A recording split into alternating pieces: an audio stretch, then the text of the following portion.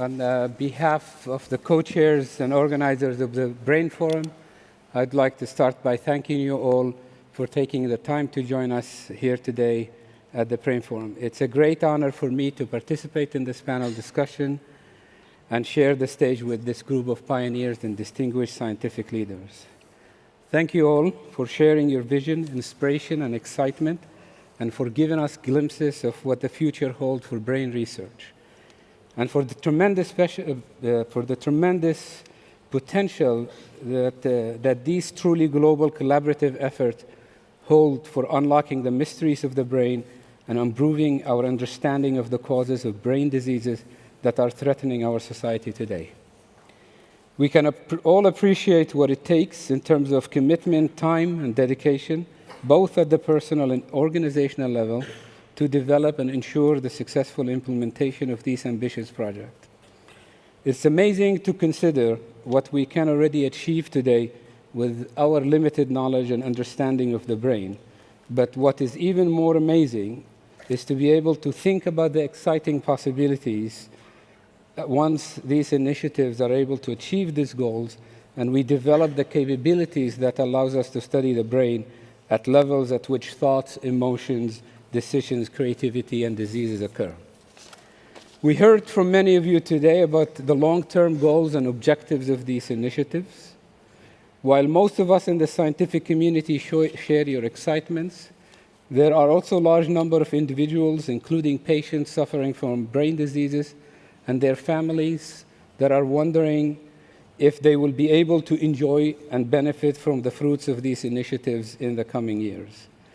My first question to each one of you is what steps and mechanisms, if any, have been put in place to balance these long-term goals of this initiative with short-term goals to ensure that the knowledge and advances made during these journeys can bring immediate benefit that will enhance brain function and improve the quality of life and healthcare today and hopefully in the future.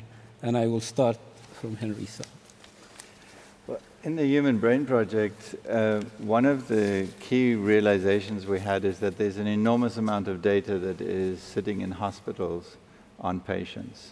It's probably trillions of euros worth of data that is sitting there and not being used. And we know from many other disciplines that if you bring this data together and you apply these big data approaches to cluster and look for patterns, that you could actually have a better, more objective way of classifying brain diseases. If we look at some of the fundamental problems in finding brain diseases is that today we rely on symptom-based classification of brain diseases. But our pathological data has already demonstrated that that's up to 40–50% wrong.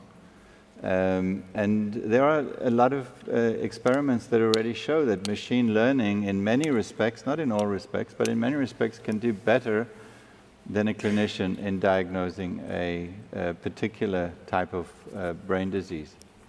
So this is an initiative called Medical Informatics, where the goal is to build the technology to allow researchers to mine, classify, analyze data from millions of patients. We think that what we need to do is to provide these new tools that will make it easier for the pharmaceutical companies to stratify the brain diseases, and then they may be able to have a much more targeted approach to developing drugs. If you take controls versus disease today, there's actually no such thing as a control. We, as normal neurotypicals, we also cluster.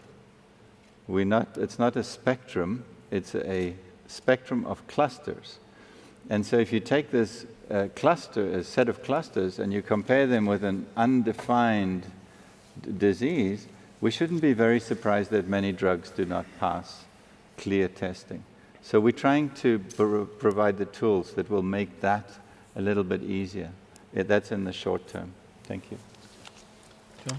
So I think that, and I'm speaking about the U.S. Brain Initiative, I think that the early discussions were that what was stopping progress, what was stopping us from going forward. And so the short-term investment by the U.S., or the short-term goal, was to really launch a whole new set of technologies, to really push the frontiers of technology in a way that probably, except for maybe DARPA, the US was not used to doing, and certainly at the NIH level, that to really drive innovation in creating new ways of looking at the brain. If we take an MRI is a miraculous tool. We've seen all kinds of things, but it's not an image of activity in the brain. It's an image of the blood oxygenation level, which may have something to do with, we think, of what's going on inside the brain. What if we could come up with a tool that could measure the activity of, and to put one of the most bold statements, which I think most of us think can't be achieved, if you could measure at millisecond scale every cell in the human brain. And with computational techniques, we could put it all back together, or test theories that are being developed in the Human Brain Project. Now, that one is probably way too ambitious, but to be honest, the tools that are currently being used in electrophysiology, with the exception of what's being developed at the Allen Institute, are really quite primitive. They're really, most of them, there haven't been any exciting advances probably since the 1980s. So really to push that forward. So the early investment by the NIH was to get the tools necessary to then be able to generate new experiments and enable new work to be done that could generate new information that we can now not even obtain. And that's the long-term goal of the NIH initiative, and the US initiative is then to put more and more resources to shift over to the discovery science, where you can use these tools to enhance and fill in the gaps of the information that we lack. And so just like the NIH, although we are also doing several clinical relevant studies with TBI and Alzheimer, we believe we still lack the basic knowledge to understand the brain in order to cure it. So if you go to a doctor because you hear voices or you feel persecuted, then the doctor is going to give you a questionnaire for half an hour, and at the end of that, he'll give you a drug that you take, and it has effect throughout your entire body. That's a little bit like going to your car mechanic and your car doesn't work, and then the mechanic says, well, let's try this oil, and pours it all over the car, and somewhere a little bit gets into the motor. And so in order to understand really these diseases, we need to understand how many different types of neurons there are, how they connect, the specific way they are connected, and how these connections are perturbed in the neurotypical brain and then compared to various diseased brains. So we feel at this stage, most of the investment has to go towards basic neuroscience in order to understand the brain, in order then to ultimately be able to cure it. Yeah, so as I mentioned earlier, the number of individuals in China afflicted with brain disorders is huge. And so there's an urgent need for us to develop biomarkers for early diagnosis. And we believe that with the patient population in China, we will be in a good position to achieve that goal. And just take Alzheimer's disease as an example. It's estimated that there are currently, up to like 8 million patients, and so we really need to work hard and come up with new biomarkers. We are also very keen to develop tests to assess cognitive function, and it is our hope that this kind of cognitive test can be incorporated sort of as a standard health checkup in mainland China, so that we can assess the cognitive functions of individuals over time. And if we can achieve that, then I think we'll be in a good position to slow down the progression of disease, for example, by using early intervention approaches. So we hope by launching the China Brain Science project, we can consolidate the strengths and the efforts from various sectors, and also to leverage on collaboration with international community to learn about the best practice, for example, in the experience in terms of clinical evaluation and diagnosis. And I think that by working together, we'll be able to tackle this very complex problem. So maybe if I go back to John and Henry again and ask is, what are some of the low-hanging fruits or the early tools and development that you could see emerging from these initiatives within the next 2 years? 2 years. Sort of. Sometimes you're told that what can be achieved during the journey is perhaps more important than. Well, I think that, as Christoph said, that there's a huge amount of basic research that is needed before we really can be much more scientific about treating brain diseases. Right now, it is really a bit of magic. But I think there are low-hanging fruits. One of the key, you can't treat brain diseases if you can't diagnose them properly. We can't diagnose brain diseases today properly. We make mistakes. You know, if somebody's got a certain disease, it could be that they have slightly another disease. We do not understand the influence of the genetic makeup of a patient to whether that should influence whether they should get a slightly different treatment.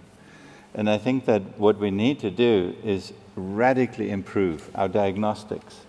And to do that, of course, there's better technology so that we can detect earlier markers. So there's a lot of activity trying to come up with early detection mechanisms. But I think that there is already a huge amount of data, and we need to look and see whether if you cluster them, that you don't get a much more objective way of classifying brain diseases. It could be that there are drugs today that actually are very effective. They didn't pass clinical trials, because if you compare a hodgepodge of patient or controls here with a mixed bag here, you may not see it. You may lose the significance of it. Maybe that for a certain subgroup of patients, the drug worked 100%, and then for others, 100% it didn't work, and on average, you failed the drug.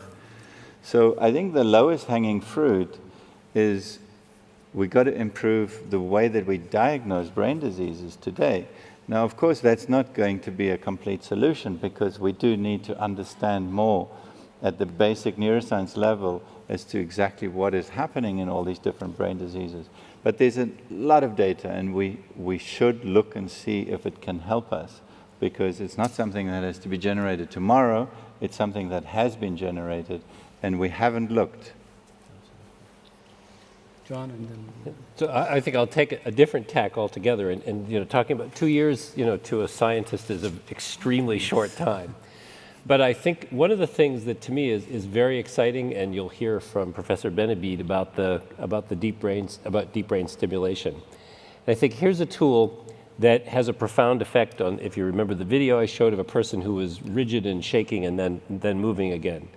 And that, you know, it looks wonderful, but there are, you know, there are many shortcomings of that technology. It's not perfect. It certainly doesn't stop the disease. It has, you know, it has some side effects, and some people it doesn't work. And part of that was we don't have the fundamental knowledge to understand how we're interfering with the circuit to make it work better again.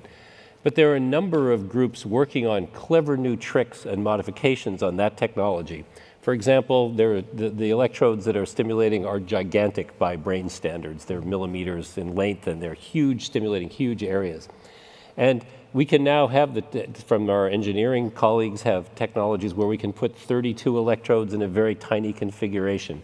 And we can very selectively stimulate. You know, what we could exactly stimulate is still a big space to figure out. But with that much more targeted selectivity, we can look at the idea of focal stimulation in humans, and maybe we can get rid of side effects. We can get better treatment in individuals. And I think that technology will emerge within a few years. And I also think that the application of that same approach of changing neural networks, now still in ways that we don't completely understand, but profoundly affecting diseases. I think in depression, you know, there are early signs that at least in some kinds, some ways, we can treat depression and help people overcome those symptoms, and really have, you know, disorders that have, you know, remarkably disabling side effects, like depression, that affects a huge percentage of people. And we can use technology like this in selective ways and really, really profoundly change their lives. And I think there's a promise, you know, science is always tentative, but there's a promise that within a few years we can begin to see, certainly in the Parkinson's realm, and maybe in a number of other much more complex disorders, we'll see that kind of advance. I think the point I was trying to make is how to align the research agenda of these initiatives with research areas that are already advanced to take them to the highest level. And I think you've just addressed that.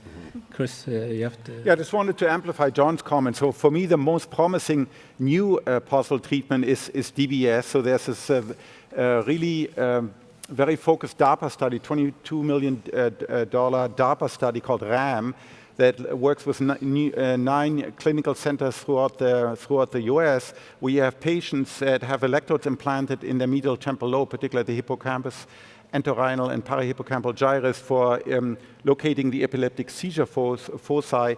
In these patients, they're doing, on a very standardized condition, also memory study, because there are 2 very small examples, one out of Toronto, one out of UCLA, where patients have been stimulated while they learn material, and later on their recall is statistically significant enhanced. So here it's a very fast timeline under 48 months to try to show that you can get in a much larger clinical population under more standard condition, that you can reproduce, that you can actually enhance memory recall in these patients where it is impaired. So that's a potential very exciting. It's early days, but that's potentially very exciting. And in fact, I think one of the other very exciting aspects of that is that, at least in the Lausanne trial that was trying, is the idea is that you could slow down the course of memory loss in dementia. And if you could simply slow it down for 5 or 10 years, the cost savings in terms of the quality of life, you would give much better quality of life. And the change from that $1 trillion bill to something that's maybe 20% of that, which is potentially sustainable, is really changing the whole landscape of things. So I think that technology could have a very big impact on our treatment of dementia. Excellent. Thank you very much. Yeah, I mean, I just want to echo the comments that indeed, yeah, DBS has a lot of promise, but for for a large patient population, it's still important for us to design early diagnosis, and that's when you can slow down the progression and reduce the number of affected patients in the end. So both are important. But I want to ask a question to all of them, if you allow me, Ilal, and it is this. 3 of the words that have been mentioned by almost everybody are integration, collaboration, and openness. How do we bring these projects together in a more cohesive way so that we can leverage the investment that goes into each and accelerate the wall? How can that happen?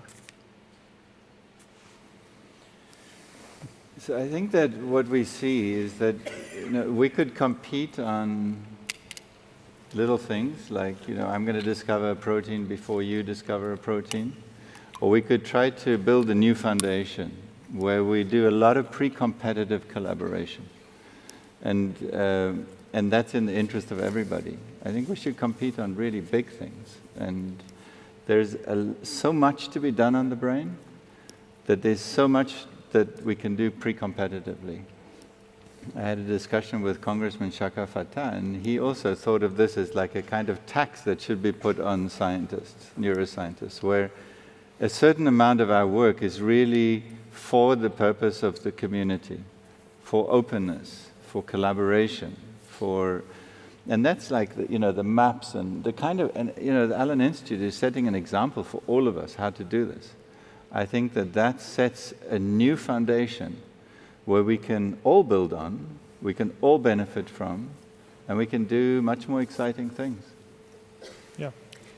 It would have already helped if today just people actually, particular people out there in the community, practice what science preaches, which is put the data online and put them online in standard formats. Right? There are already a number of standard formats at INCF or Neurodata Without Borders, because then we can start comparing and contrasting our data in our experiment. That's relatively easy to do. It does require mind change, though, because particularly the academic community is still sort of very much driven by this idea. It's all competitive, and I have to sort of safeguard my data because it's my data, although of course it was paid by the taxpayer, rather than making it freely available to the rest of the planet, so it can be mined. Yeah, Mr. O'Donnell, maybe, and then Nancy. Yeah. Go ahead. So for the China Brain Science Initiative, I think we are very keen in forging partnership with other brain projects, and collaboration really would enable data sharing. And just take Alzheimer's disease neuroimaging initiative as an example. I think it really benefits all the participating institutions, and for us, for the China Brain project, we can leverage on the existing platforms, participate, and also form consortium, like what Henry mentioned earlier, just bring the expertise together and, share data and learn, the best practice from other projects so that we can, have better coordination. Professor Donahue? Yeah, so I'll take a little bit more cynical view. I think all of us agree that collaboration is a wonderful thing. I think if you go throughout the community, and it's certainly among certain groups of scientists, it's like herding cats to get them to collaborate. One is because many fundamental scientists are very independent by nature. They're very focused and they're very driven to work on their own problem. And it's really complex to be able to reach out and share and spend your time interacting with others. And quite frankly, for most of at least the US funding mechanisms, it's not rewarded behavior. So, people don't respond well when they're punished for spending their day collaborating and actually putting their data in a format. I think from the neurophysiology perspective, it's one of the more complicated ones to put into a standardized format. And so there's really a need for resources. So it's kind of like a kindergarten problem of how do you get kindergartners not to fight and to get along with each other, but one is just to integrate them, one to get them together, to play with each other. And I think international initiatives that bring people from one place to another and be living in other labs and not be just simply focused in the lab. And then for universities, I think it's very important to reward that behavior and funding agencies to support it. And I think very often if you go to a funding agency, they won't give you any extra funding for spending what could be hours per week or even day making sure that your data is in a way that all of your colleagues can understand it and share it. So it's actually a pretty challenging problem, I think. But the physics community has shown that people who live in a kindergarten, like academics by and large, are capable of collaborating in large teams where they're still very independent, but yes, they do actually share their data, and they did actually develop, because partly it was forced by top-down, they do actually sort of agree on a few data standards, like in astronomy, right? And then they freely share the data, and the entire field of astronomy sort of wins by that. Mm-hmm. I'm not saying it's a good behavior. Astronomy is a very good example because astronomy actually went through the same kind of kindergarten crisis about 20 years ago. When the big telescopes came along and everybody said, no, I want to work with my telescope. But now, 60% of publications are actually generated by someone analyzing someone else's data. So they took 20 years to mature. We need to begin that process so that we can get there. It seems that one of the mechanisms for pushing that top-down is actually the expense and the scale of the machine, let's call it like that is going to be used.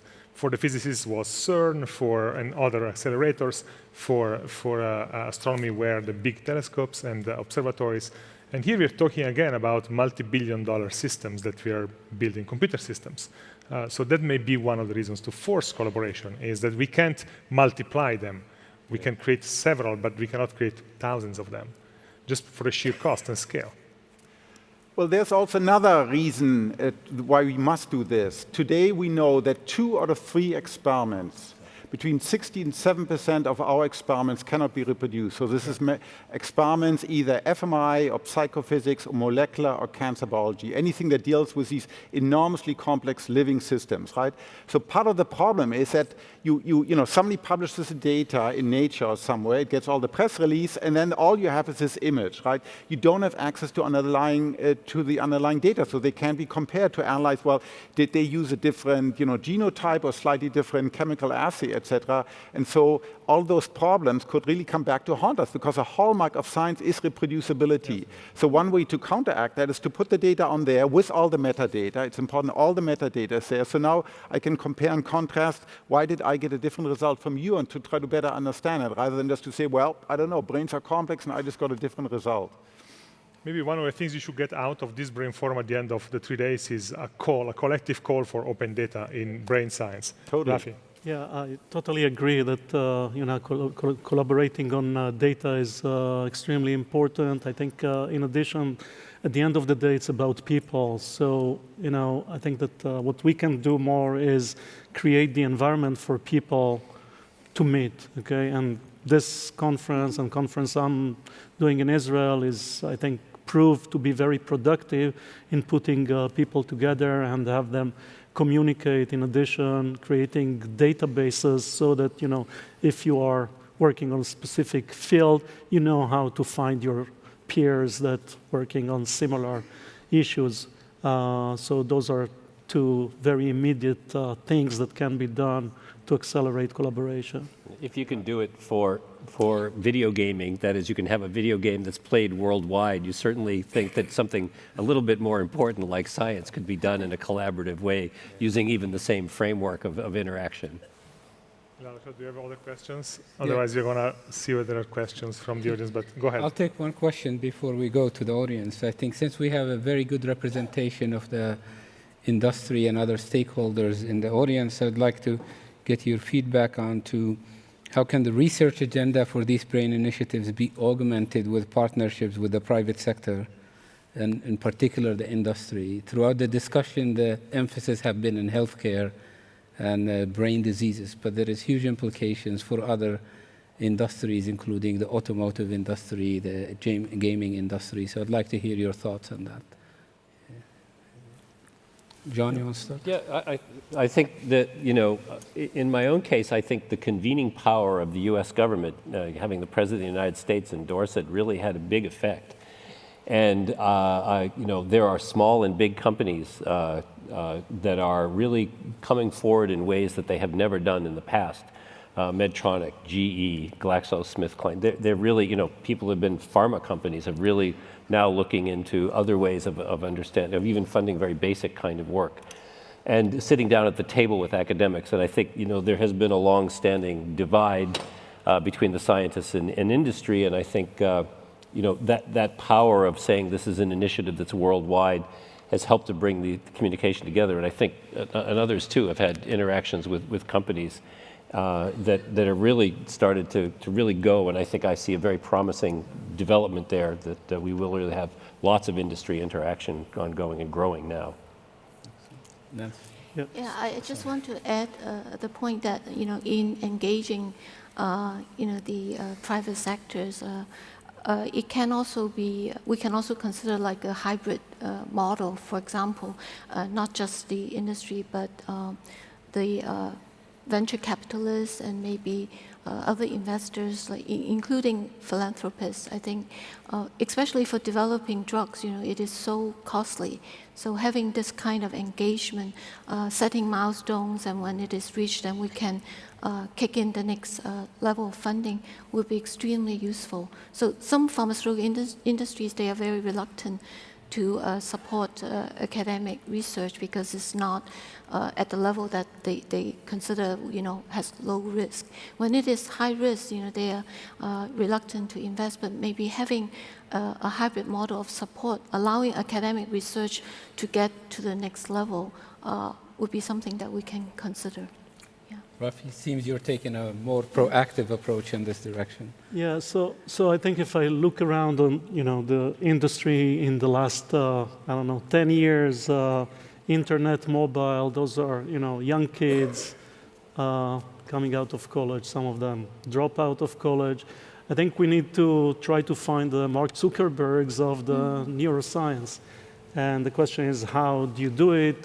Because obviously, this is maybe a lot more complicated subject, what we're dealing with than developing an app. So I think that the way we're trying to approach it is try to bring young crowd closer to those kind of problems that we are dealing with in neuroscience, maybe through the low-hanging fruits, so to speak, of brain technology, be it brain gaming, brain-machine interface. So, for example, we are doing, just did a brain hackathon, where we bring kids, and gave them EEG machines and ask them to develop applications and try to get them engaged in the subject matter and get closer to researchers and start the communication that will hopefully create an industry. I think research, as researchers, we also need to realize besides having a research obligation, is that there's a social obligation. And of course that is a translation and a dedication to having an impact on brain diseases in some form. But I think also in terms of the industry, this is the potential to actually fuel basic brain research is enormous. And I think that a first step that is required is for scientists to get to know the kind of challenges and problems that industry faces. So we have, for example, SAP as an initial partner in the Human Brain Project, where we look at Karl-Heinz Meyer and then we're looking at what kind of big data challenge do they have, and do we have solutions for them? Maybe we don't, but they do find that are there possible new ways that they can look at their big data? In the same with the pharmaceutical companies, we need to understand why they withdrew from developing new drugs. What were the challenges? Of course, there were many things like FDA and long clinical trials and costly stuff, but there were lots of other reasons, such as very clear objective diagnosis. And if we can get back to getting a better way to help them come up with their controls and their disease populations when they run clinical trials, you could actually provide them with tools. But we have to understand their problems, and they have to understand what we can and cannot do. So I think this step is not there yet, because researchers, we're so busy trying to get the next Nature paper that these social obligations are not really at the forefront of our agenda. So what we've discovered, that there's this new wave of interest from an industry that wasn't previously interested in the brain, which is, I guess you alluded to it already, which is the internet.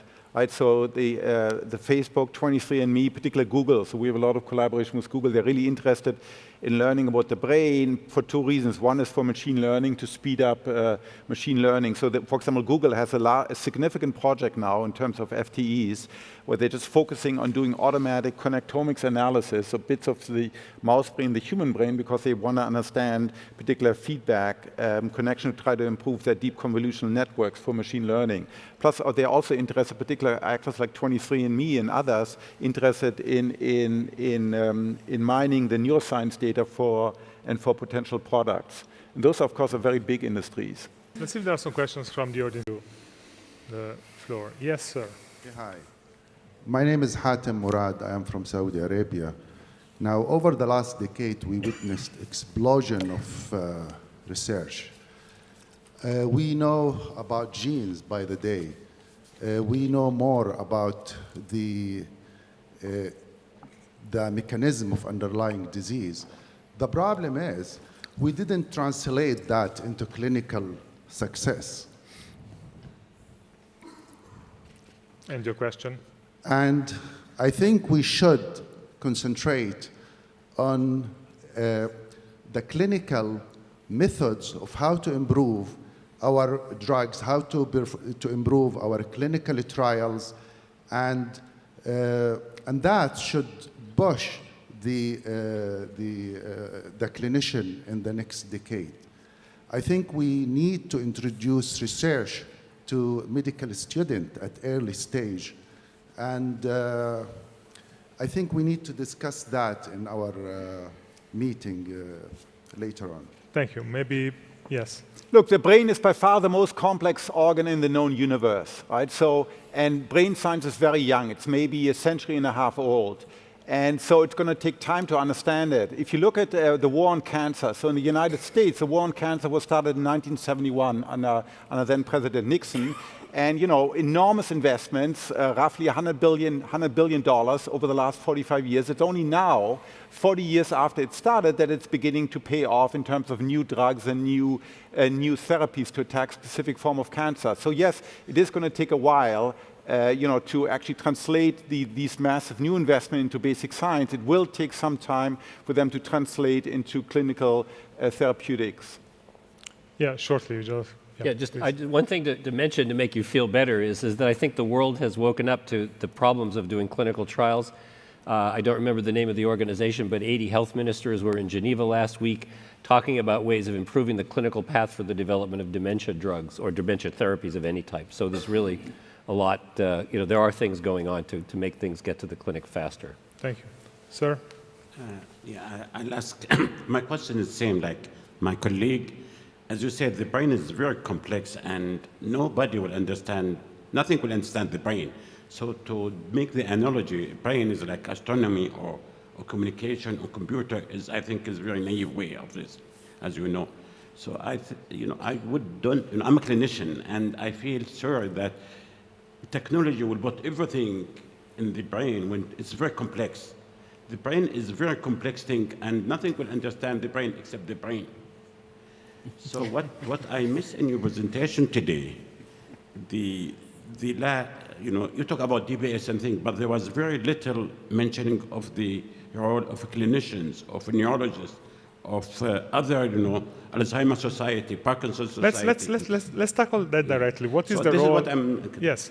What is the role of clinicians and of families of patients and organizations of patients, etc., in this whole space? Yeah, I mean, I think that I didn't mention it very prominently, but the U.S. Brain Initiative has certainly during the phase of gathering information had many clinical organizations come and talk about their initiatives, their roles, and their participation in this. I think that the human neuroscience piece of the U.S. Brain Initiative is specifically that, to bring in clinicians and to tie together, I think Henry also mentioned this, is to ensure that the data that they capture, whether it be in the clinical setting in the office or whether it be in the operating room doing electrophysiology, that all of that information is captured. And so I think all of us would agree that the tight binding together of clinicians and basic scientists is extremely important so that we can translate that data directly into the hands of researchers who can make sense out of it. Professor Ip? Yeah. So, in my description of the China Brain Project, I did mention that, one of the goals is to develop early biomarkers, and I think that can only be achieved by tight collaboration with clinicians. And given that China has a large patient database, we need to make sure that the diagnosis is in line with the international standards. And I think by forging collaborations, we'll be able to leverage on the existing platforms, for example, ETNI for Alzheimer's disease, and I think that would go a long way in ensuring that the database that we built is relevant to future applications. Thank you. Sir? Thank you. My name is Tyler Benster. I'm from Seattle, and my question is mainly directed at Christoph and Henry.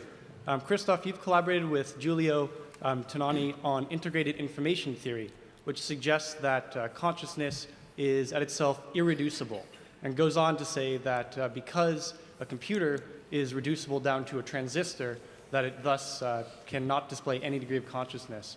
And so my question is, what might this say about fundamental limitations to the approach of computer simulation for understanding the brain? Thank you. So this is in the same issue that you mentioned, Proceeding of Royal Society, the philosophical transaction, the special issue. Yeah, Tononi and I have a long article on this topic. Anything that can be, that has a behavioral phenotype, such as the effect of a drug or behavior itself, can be studied using computer simulation. That's an entirely separate question from the question if you ever have a simulation that accurately mimics the human brain, whether it feels like something to be this computer simulation. And certainly the integrated information theory of consciousness says quite clearly and unambiguously that a computer simulation of a human brain, no matter how faithful, would never be conscious. But that's totally separate from asking the question how useful it is. Such computer simulations are going to be absolutely essential to understand the behavior of any system, which is a different question from the from the question of consciousness. I think it's a very good answer. Perfect. So we can speed up and take the next question, sir. Hi, my name's Eric Karen. I'm from Alzheimer's Research UK. I have two questions. Firstly, for Christoph, you mentioned that your organisation had a project in Alzheimer's, and I'd like to hear a little more about that. And a second question for Nancy. I really enjoyed your pragmatic and focused description of the China Brain Project, but I noticed in psychiatric disorders you were going to focus on addiction and depression, and there was no mention of schizophrenia, which is still a massive problem. So I'd just like you to comment on those two, please. Yes. two quick answers. Maybe Nancy first, because it's a very easy answer. Right. So the areas of focus are rich, based on many discussions, and this is the consensus of the participating scientists. And not to say that we will not work on schizophrenia. It's a very important brain disorder. It's just that in terms of allocating resources under the China Brain Science Project, the areas that we'll focus on are the ones that I highlighted. So by no means we will stop working on schizophrenia. I think in terms of the resources, these are the initial areas that we will focus on. And the other question was for Yeah, Chris. it's a very short. It's a small project trying to understand a mouse model of Alzheimer's. So you always have to wonder how close is Alzheimer mouse of a model to actually to the clinical disease. But be that as it may, in these mice models, we study their connectivity to try to see to what extent do they differ from the connectivity of a normal aging mouse. Thank you. Sir. Hi, I'm Anirvan Ghosh. I'm head of neuroscience research at Roche. And I wanted to make a comment and had a question. So the comment was a bit about collaboration between industry and academia or other public entities, because this topic came up a couple of times. And so I just wanted to highlight that I think that there are a number of really terrific initiatives in which industry is working closely with academia or at public institutions.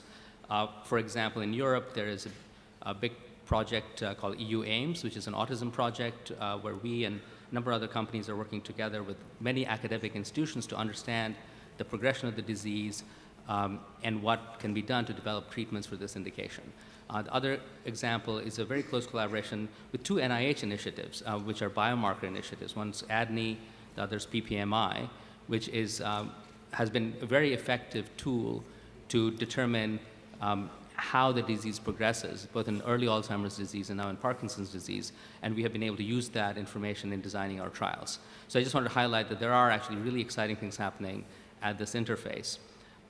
Also, I think that, hopefully I think the speakers got the sense that there's a lot of interest in translational research, and I really fully understand and value the work that is happening in the basic science field, which I think is very important to kind of set the framework that would allow drug discovery to go forward. But I did want to push this question a little bit, maybe to John and Christoph, which is specifically around this question about how industry can most effectively partner or contribute to the kinds of things that you're doing. So for example, Christoph, you talked about the single-cell transcriptome platform that you have. We have just finished a fairly large study generating iPS cells from autistic individuals with a known genetic risk factor. And so for us, it would be great to be able to work with you to understand what the genomic or transcriptomic differences might be in those cells compared to cells from controls. But I know that you also have a 5-year plan where you want to deliver certain things, and this may or may not fit in that. So how do you approach that, and where do you see the possibilities of us working together? 10-year plan. Yeah. So sorry, 10-year plan. Yeah, and we do have human IPS and pluripotent, and we're doing transcription analysis on those as well as in disease. Yeah, so we are very interested in setting up sort of pre-competitive, where we would work with you, but also together with others, because everything we do so far is all about open access. So it's a part of our DNA that everything we do, we put outside there. So unless we want to change that, it would have to be that we work with you at a pre-competitive basis, where we're looking at particular lines of IPS, maybe from patients, maybe from human cell lines, and then do large-scale transcription analysis at the single-cell level together with EFIS and other characteristics. But part of our DNA is this open access. I'm glad you mentioned that, because I think there's this perception that the stuff that industry gets involved in is not open.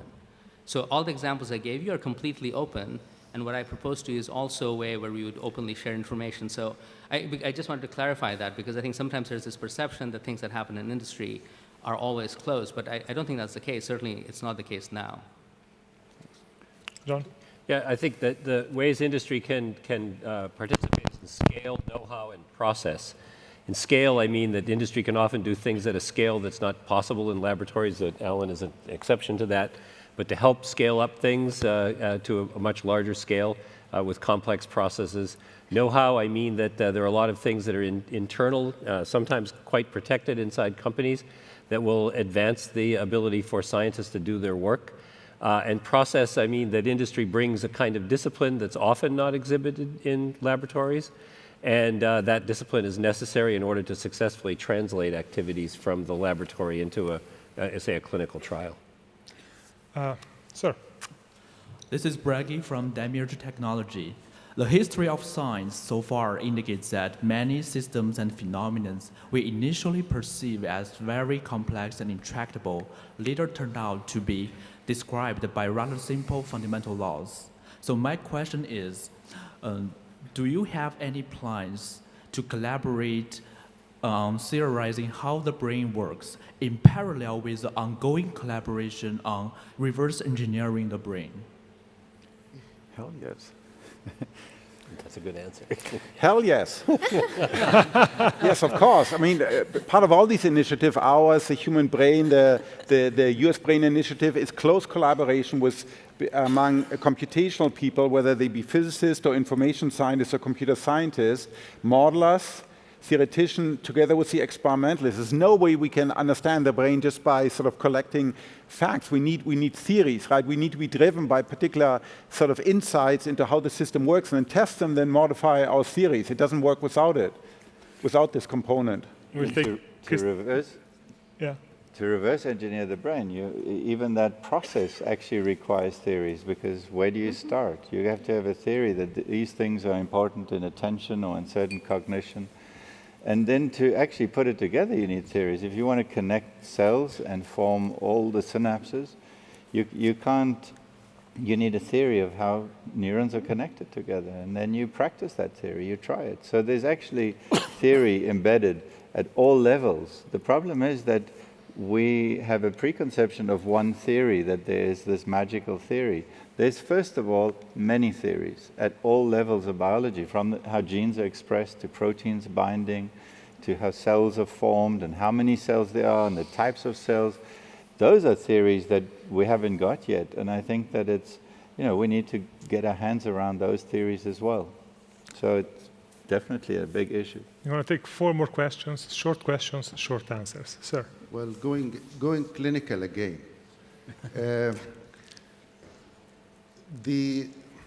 We need really, I'm a clinician, but let me talk as a businessman.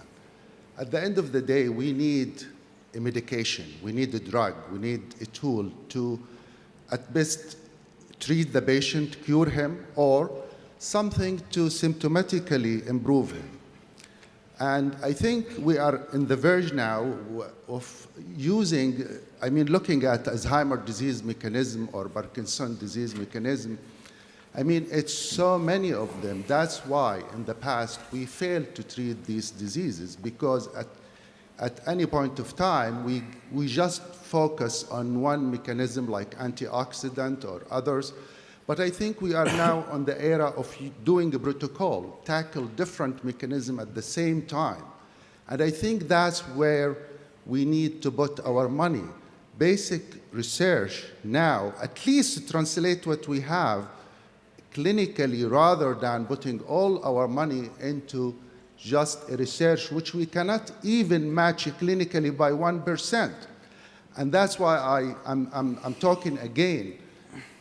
A great deal of this forum should adopt the clinical, how to improve our clinical methods and how to use a protocol in treating degenerative disorders. Let me rephrase that, because there is a clinician lobby here moving. Yes. If I may just intervene, that topic will actually be addressed in the neurodegeneration session by Andrea Pfeiffer. Okay, so let's tackle it there. Yes, sir. Hello, my name is Imre Bard from the London School of Economics, and Professor Donahue mentioned that DARPA is working on a bionic prosthetic that is better than a human hand. And there's an interesting discourse going on, at least in the bioethics literature, about human enhancement technologies. And I just can't miss this opportunity to ask, what are the panel's thoughts on the prospects of the technologies that you're working on to deliver human enhancement technologies? Could you repeat it just one more time? The whole question? No, just the last part. So what are the panel's thoughts on the prospects of your technologies that you're working on to deliver human enhancement technologies? Or what time scale? what time scale would you consider to be reasonable? Well, because over the short term, I think the chances of any enhancement is basically nil. Over the long time scale, it's impossible to predict. See, that's an excellent answer. It's a very scientific answer. But we will get to some questions about the ethics of the science in the next sessions too. Yes? I'm sorry, a clinician again, Petra Hüppi from Geneva, pediatrician. And I've just been struck by the fact that throughout the 3 hours, we've talked about brain disease, but we've never talked about brain development and enhancing brain development and preventing brain disease early, as we know that that probably has the biggest economic impact. So can the panel express what the brain initiatives are doing for brain development and understanding brain disease in children? Thank you. Yes, Nancy. I think for the China Brain project, the areas of brain disorders that will be focused on does include developmental disorder, such as autism.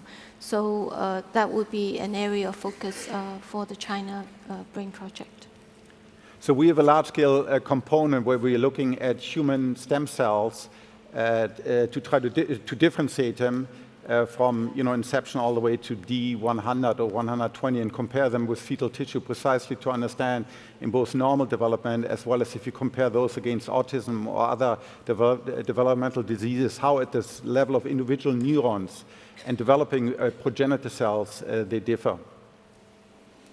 I think the Human Brain Project, we're focusing more at a much lower level where we want to address missing technologies that generally allow us to get the value out of the data that's been generated all around the world.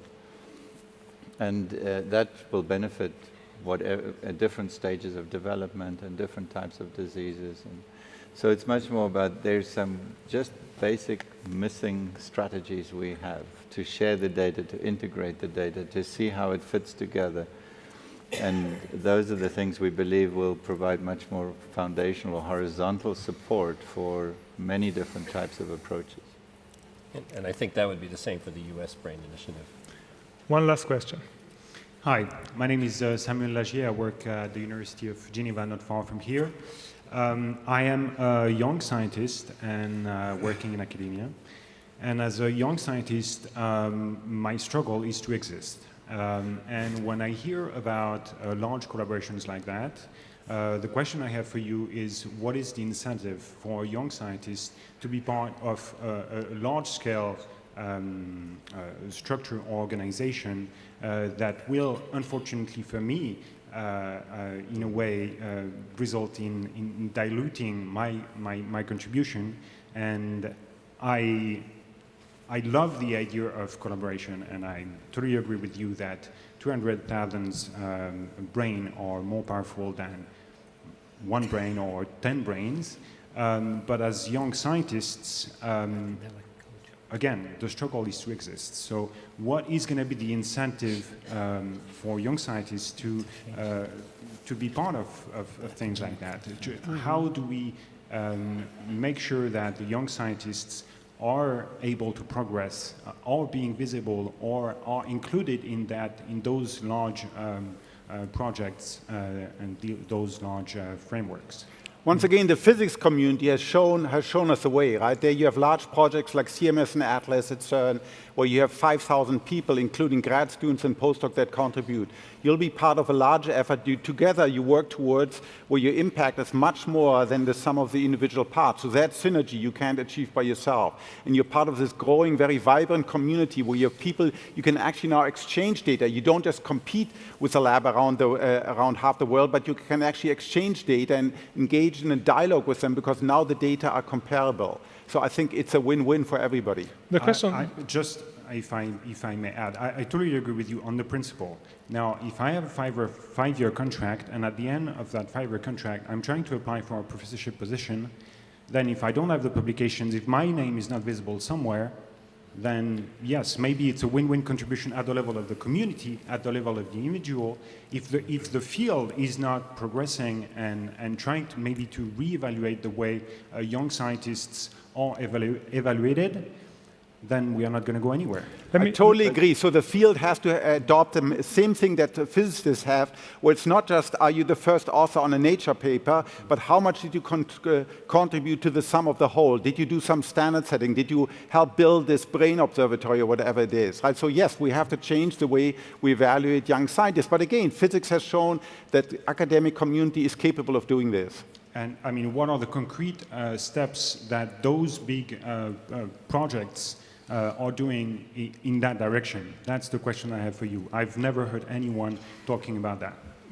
Well, I mean, I think that, Christoph's absolutely right. We have to go through that culture where you are rewarded for being part of a collaboration, for building a tool that other people use to make a big insight. You have to be rewarded for it, and our system is not yet in place for it.